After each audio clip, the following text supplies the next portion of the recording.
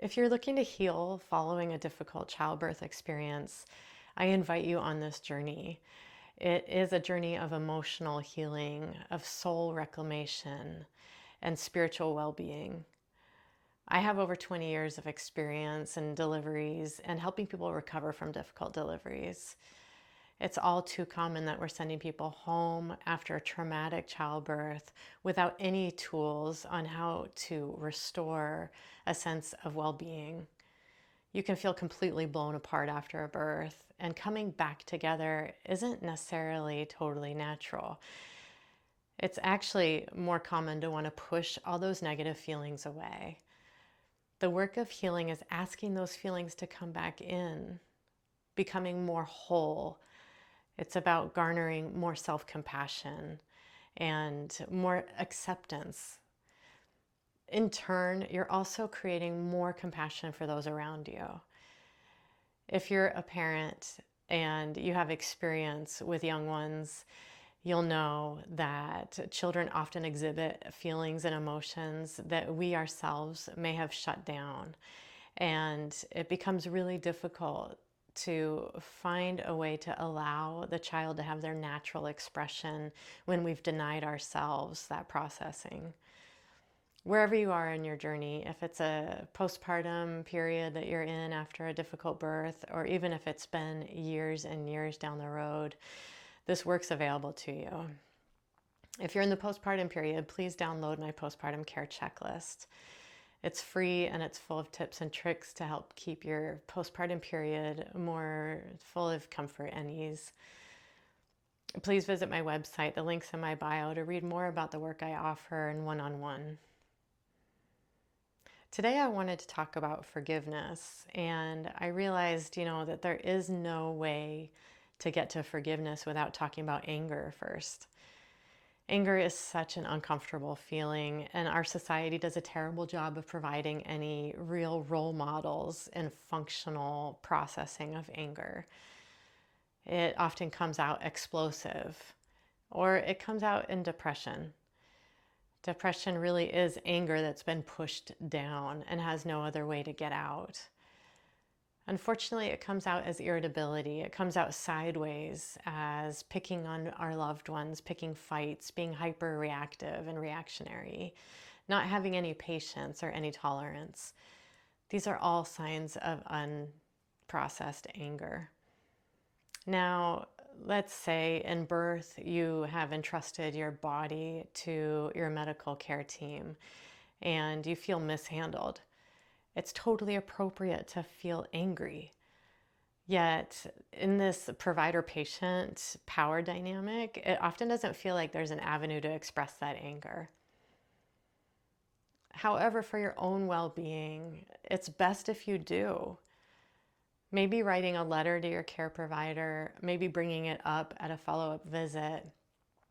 And even if you're in a position where filing a lawsuit is appropriate, this emotional tending to the anger is what you want to do. A lawsuit doesn't give you that satisfaction that you're hoping for.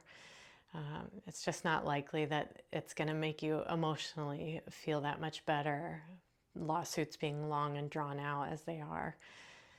So let's tap into the anger really in order to find forgiveness. Forgiveness is a grand goal, and we don't want to bypass the anger. We're not going to be able to get to forgiveness without going through anger first.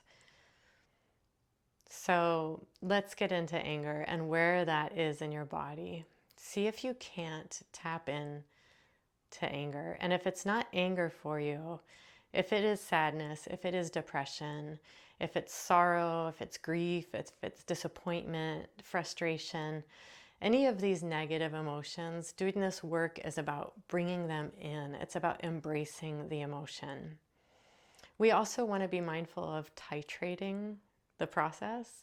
So we don't want to do any work that is completely overwhelming, that's going to create you feeling paralyzed by doing the work. It's just about taking a little bit at a time, just biting off as much as you can chew. Feeling into the body, and I'll keep using this word anger, but use whatever feeling it is that comes up for you as being the primary feeling that would get in the way of forgiveness. Feeling in the body, scanning the body, bringing that emotion in, just leaning into it enough that you can identify what it feels like and where it is. Now, in doing this work, I've learned some people feel incredibly big feelings. And on the other side, some people feel really numb and don't know where their feelings are. And so the work is the same on both sides of that spectrum. Reaching as far as you need to, maybe replaying the events of the birth if you're somebody that doesn't feel a lot. Searching for that edge of discomfort. Where is it when you started to push the feeling away? If you're somebody that has really big feelings, slowing down and just taking some breaths, not taking on too much at once. Just as much as feels appropriate right now. Just as much as you can breathe with and stay present in this exercise. Stay with me in this video. That's the work. Increasing our capacity to feel. Increasing our tolerance. We're just going to take some deep breaths here. I want to create some quiet space for you to process the feeling yourself.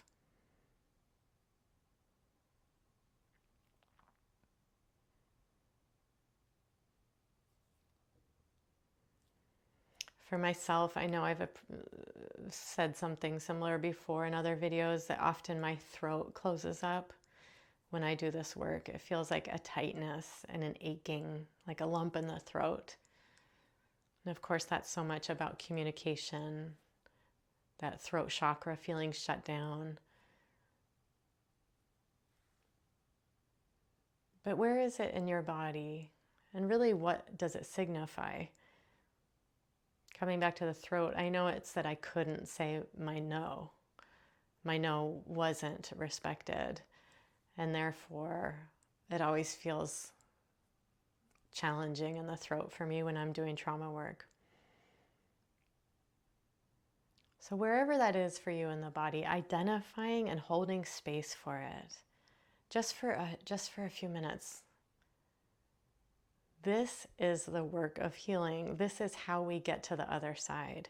Increasing our capacity for these feelings is what increases our capacity to feel joy and pleasure, compassion.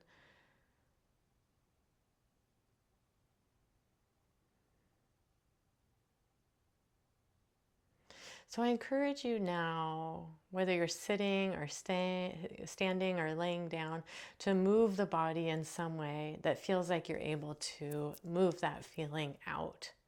How can we get that through the body? And what we're doing is creating an imprint in the body for that feeling to move so it's not stuck. Whether it's just shaking, whether it's opening and closing your fists. For me, I like to often put some pressure on the throat. It just feels good to me. It feels reassuring that my throat has some strength to it, that there's some fortitude there. So whether it's shaking, whether it's flexing, gripping, grasping, and releasing, just take a minute or two to feel where it is in the body and identify some sort of exercise that creates movement around that. And keep doing that until you feel like you've shifted out of the suffering of that negative emotion and into a sense of empowerment, into a sense of release perhaps, a sense of ownership, a sense of compassion. Let's ask for that compassion to come in and fill that space wherever that space is. This is what we're wanting, the compassion for ourselves and filling ourselves with so much compassion that we're able to extend that to everyone else that was involved in the birth, whether it was care providers, family members, friends, yourself. How can we create more compassion? This is the work that creates more compassion for everyone in your life, including your kids. I hope you found this exercise helpful. Thanks so much for watching. Comment below. Let me know what emotion it was for you or where it was in the body. And click on the link in my bio to visit my website and learn more about holistic birth recovery.